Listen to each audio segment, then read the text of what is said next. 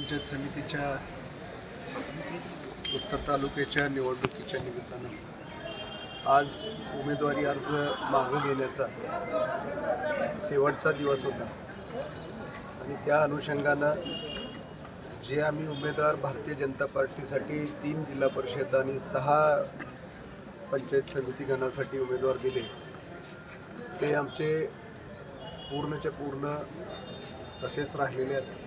त्याचबरोबर त्याला जे काही पूरक भरले होते आणि जे काही आमच्यात इच्छुक म्हणून कोणी नाराजी व्यक्त करून किंवा तिकीट मला मिळावं म्हणून कार्यकर्त्यांनी भरले होते, तर त्या सगळ्या लोकांनी भारतीय जनता पार्टीच्या संस्काराप्रमाणे त्यांनी सगळ्यांनी विड्रॉल करून घेतलेले आहेत. त्यामुळं मी जे काही आमचे कार्यकर्ते होते ज्यांनी आपला हक्क मागण्यासाठी उमेदवारी अर्ज भरला, परंतु भारतीय जनता पार्टीच्या आव्हानाला साथ देऊन ते भारतीय जनता पार्टीमध्ये काम करण्यासाठी परत त्यांनी स्वतःहून आमच्या सांगण्यावरून त्यांनी विड्रॉल करून घेतला.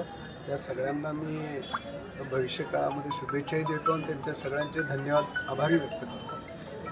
विविध अर्पळ गटातून कोणा पाठिंबा वगैरे काय दिला आहे?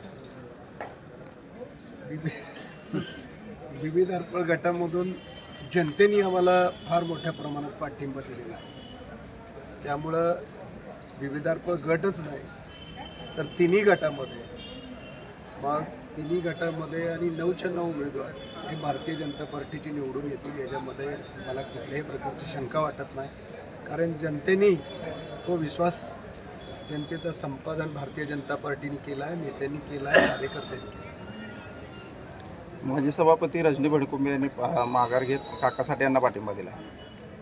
लोकशाही आहे.